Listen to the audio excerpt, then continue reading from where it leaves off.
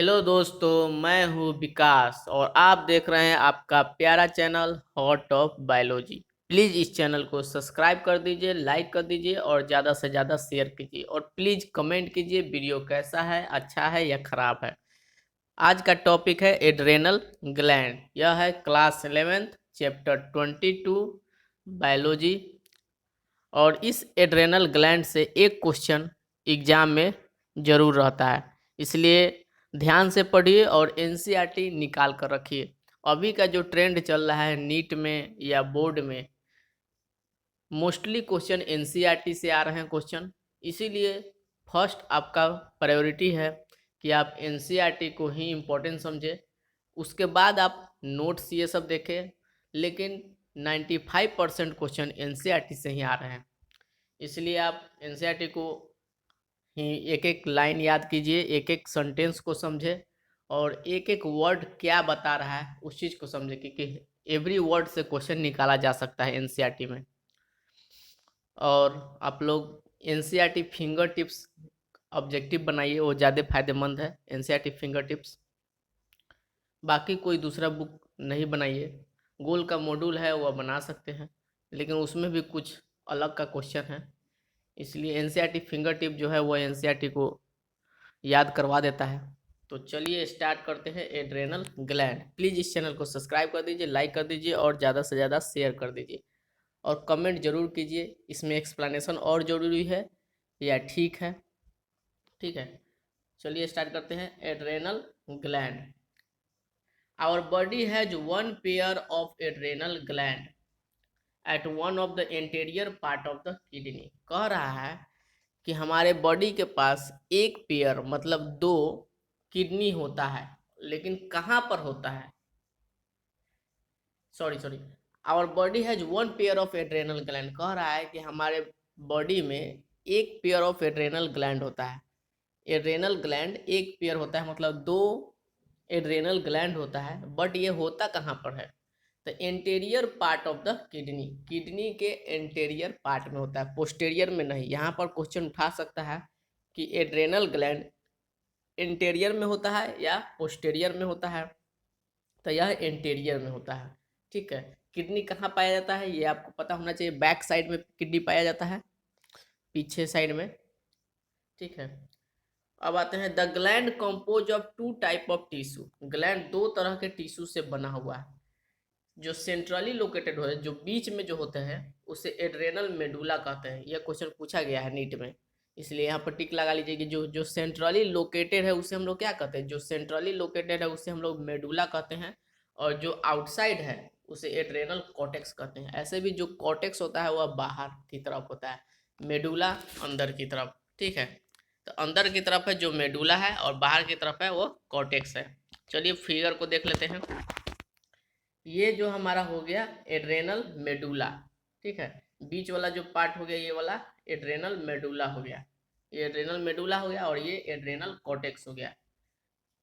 यहाँ पर एक और चीज़ है, एड्रेनल कॉर्टेक्स जो हमको दिख रहा है एकदम छोटा सा, ये पतला सा दिख रहा है, लेकिन आपको पता होना चाहिए कि एड्रेनल कॉर्टेक्स जो है वह 75% होता है और 25% ही होता है एड्रेनल मेडुला। बड़ा दिख रहा है लेकिन छोटा होता है एड्रेनल मेडुला, और एड्रेनल कॉर्टेक्स जो होता है वह 75% होता है। ठीक है, ये हो गया किडनी, और किडनी के इंटीरियर पार्ट में एड्रेनल ग्लैंड होता है। ठीक है, अब आगे देखते हैं।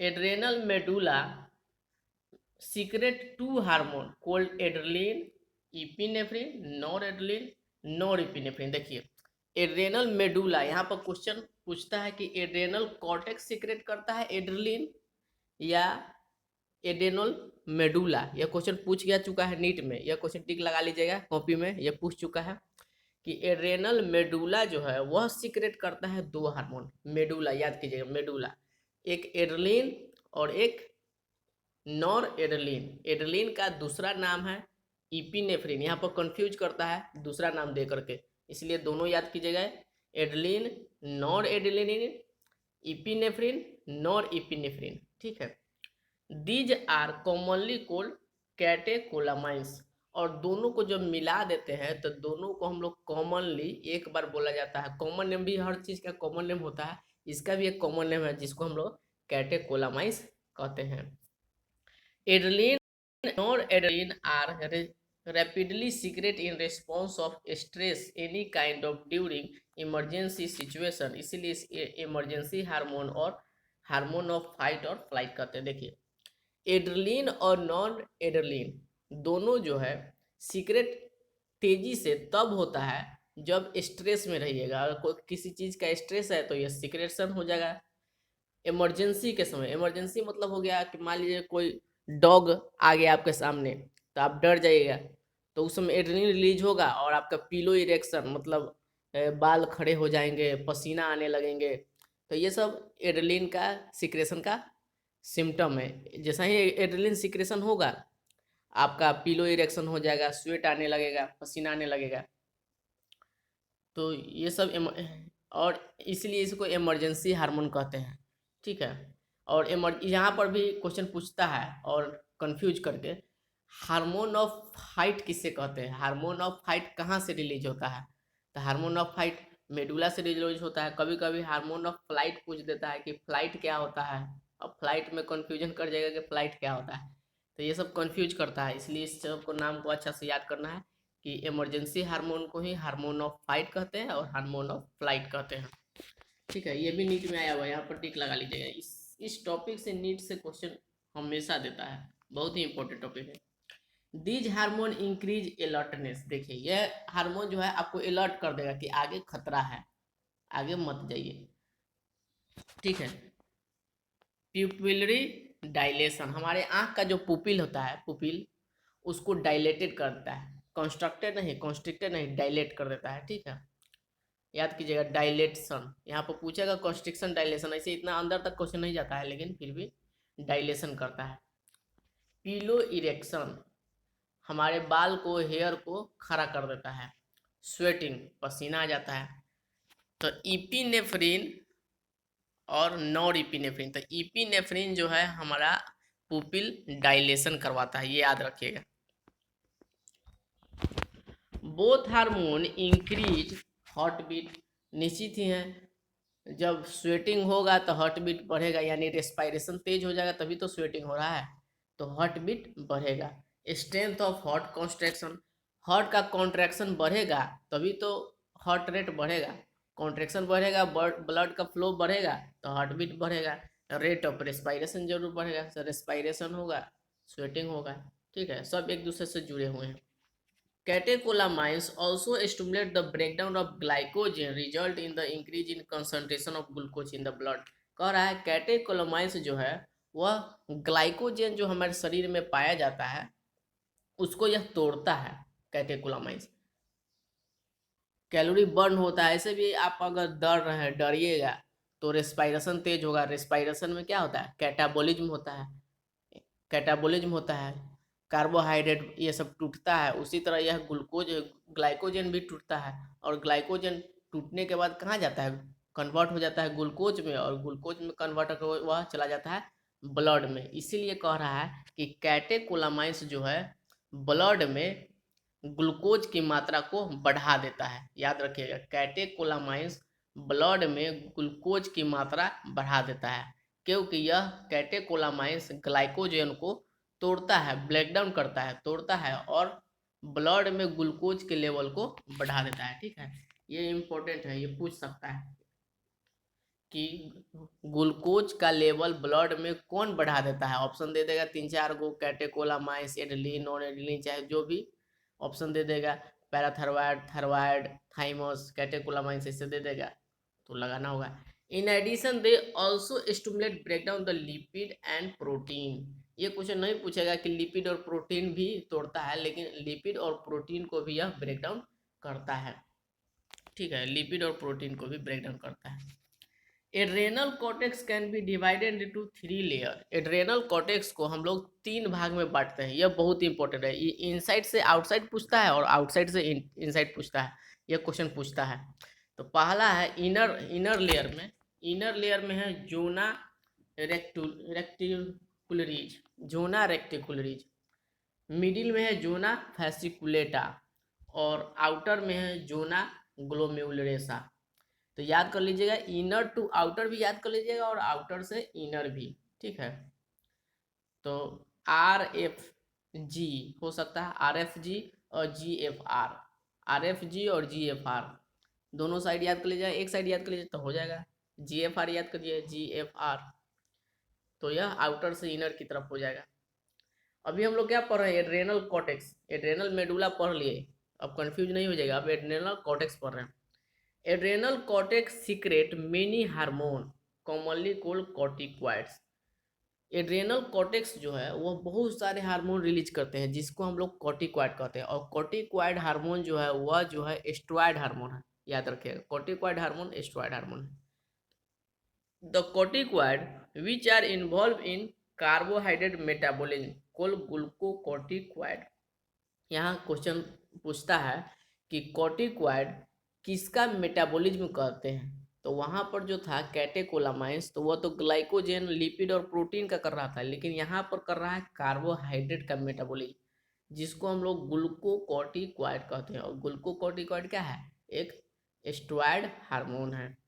In our body, cortisol is the main glucocorticoid। यह क्वेश्चन नीट में पूछ चुका है कि which is the main glucocorticoid, तो cortisol is the main glucocorticoid, ठीक है। ये टिक लगा लीजिए कि कौन सा क्वेश्चन मेन मेन ग्लूकोकॉर्टिकॉइड है। corticoid which regulate the balance of water and electrolyte in our body is called mineral। of course देखिए, कॉर्टिकॉइड जो है वाटर और मिनरल को बैलेंस करता है, जो भी वाटर और मिनरल को बैलेंस करता है, वाटर और इलेक्ट्रोलाइट को, सॉरी, तो वाटर और इलेक्ट्रोलाइट मिल करके क्या बनता है, मिनरल्स, तो उसे हम लोग मिनरल कॉर्टिकॉइड कहते हैं, आसान है। वह कॉर्टिकॉइड कॉर्टिकॉइड तो कहेगा, क्वेश्चन पूछेगा which regulate the water and electrolyte, तो उसको आपको बोलना पड़ेगा mineralocorticoid. Aldosterone is the main mineralocorticoid in our body. Aldosterone जो है हमारे डीसीटी में रिलीज होता है, इससे पहले वाले चैप्टर में पढ़ाए हैं, डिस्टल कन्वोल्यूटेड ट्यूबल में एसी एल्डोस्टेरोन रिलीज होता है, जो कि वाटर और इलेक्ट्रोलाइट को बैलेंस करता है। इसीलिए यहाँ पर दिया है कि एल्डोस्टेरोन जो है मेन मिनरलोकॉर्टिकॉइड है, ठीक है। एल्डोस्टेरोन मेन मिनरलोकॉर्टिकॉइड है, यह सोडियम को बैलेंस करता है एल्डोस्टेरोन, ठीक है। Glucocorticoid stimulate glucogenesis, lipo lipolysis, proteolysis and inhibit cellular uptake utilization of amino acid. Question देखिए बहुत अच्छा है, यहाँ से क्वेश्चन पूछ चुका है और पूछेगा भी, इंपॉर्टेंट है, यह नया ऐड किया है, न्यू एडिशन है ये। ग्लूकोकॉर्टिकॉइड जो है वह स्टिमुलेट करता है ग्लूकोजेनेसिस। ग्लूकोजेनेसिस मतलब होता है ग्लूकोज को बनाना, ठीक है। ग्लूकोकॉर्टिकॉइड क्या करता है, ग्लूकोजेनेसिस करता है, मतलब ग्लूकोज को बनाता है।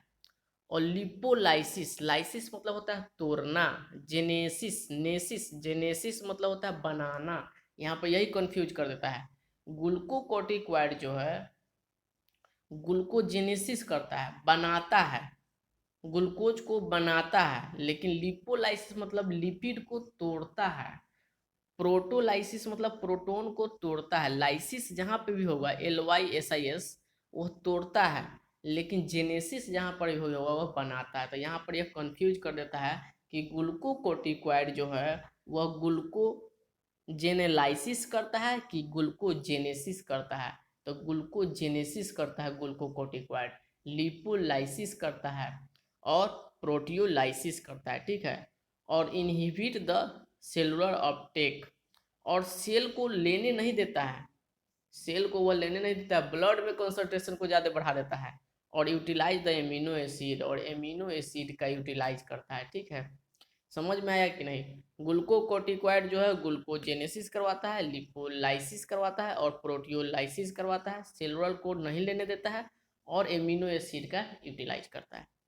Cortisol is the also involved the main cardiovascular system as well as the kidney function। कह रहा है cortisol भी है इसमें इन्वॉल्व होता है, जो मेंटेन करता है कार्डियोवास्कुलर सिस्टम को और किडनी फंक्शन को। तो ये क्वेश्चन नहीं आएगा कि कोर्टिसोल जो है किसको मेंटेन करता है, ठीक है। Glucocorticoid particularly cortisol produce anti inflammatory reaction. देखिए ग्लूकोकोर्टिकोइड में पार्टिकुलरली जो है कोर्टिसोल, ग्लूकोकोर्टिकोइड के अंदर आता है कोर्टिसोल, और कोर्टिसोल जो है वह एंटी इन्फ्लामेटरी रिएक्शन प्रोड्यूस करता है। अगर कहीं पर इन्फ्लामेशन हो गया है तो उसको इन्फ्लामेशन को कम कर देता है। सप्रेस द इम्यून रिस्पॉन्स, कोई अगर इम्यून रिस्पॉन्स ले रहा है उसको सप्रेस कर देता है, कौन? कोर्टिसोल, कोर्टिसोल, ठीक है। अब देखिए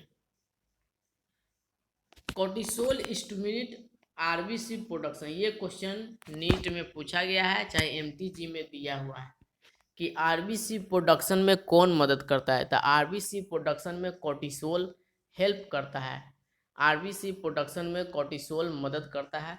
aldosterone act mainly the renal tubule, stimulate the sodium absorption, water excretion, potassium phosphate. देखिए इससे पहले भी बोल दिया कि एल्डोस्टेरोन जो है मेन मिनरेलोकॉर्टिकॉइड है, तो वही बता रहा है कि एल्डोस्टेरोन जो है हमारे रेनल ट्यूबल पर काम करते हैं।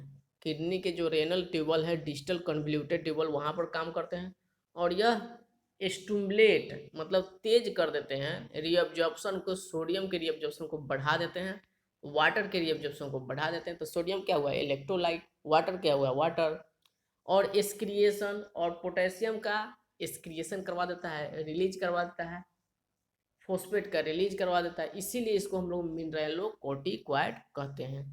दस aldosterone help in the maintenance of the electrolyte, इसीलिए एल्डोस्टेरोन जो है हमारे बॉडी में इलेक्ट्रोलाइट का मेंटेन करता है, बॉडी फ्लूइड वॉल्यूम को मेंटेन करता है। बॉडी फ्लूइड वॉल्यूम, बॉडी में जो भी फ्लूइड वाला वॉल्यूम है उसको वह मेंटेन करता है। ऑस्मोटिक प्रेशर, हमारे अंदर जो ऑस्मोटिक प्रेशर है उस चीज़ को मेंटेन करता है। ब्लड प्रेशर सबसे इम्पोर्टेंट चीज़ है, सोडियम का मात्रा अगर ज़्यादा हो जाएगा तो ब्लड प्रेशर हाई हो जाता है, तो उस चीज़ को मेंटेन करता है। सोडियम को रीअब्जॉर्ब करता है, पोटेशियम को एक्सक्रिएट करता है, पोटेशियम का भी मात्रा अगर ज़्यादा हो जाएगा तो ब्लड प्रेशर लो हो जाएगा, हाई हो जाएगा, इससे होता है।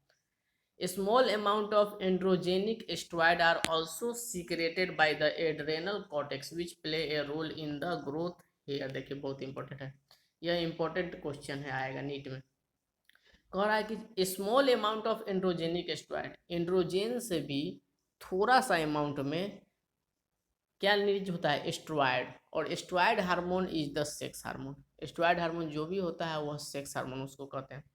Secreted by the adrenal cortex, लेकिन यह रिलीज कहाँ से होता है? तो एड्रेनल कॉर्टेक्स से, याद रखिएगा, एड्रेनल मेडुला से नहीं, जो कि वह मदद करता है एक्जियल हेयर ग्रोथ करने में, एक्जियल हेयर ग्रोथ करने में, प्यूबिक हेयर ग्रोथ करने में, हेयर समझ रहे हैं, facial hair during the puberty. तो मतलब इस मेनली इसका काम है हेयर का ग्रोथ करवाना। अगर किसी में हेयर का ग्रोथ नहीं होता है तो समझिए कि उसका कॉर्टिकॉइड्स में कुछ प्रॉब्लम है, एड्रेनल कॉर्टेक्स में कुछ प्रॉब्लम है।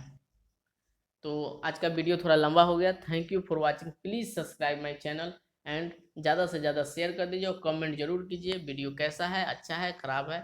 Thank you.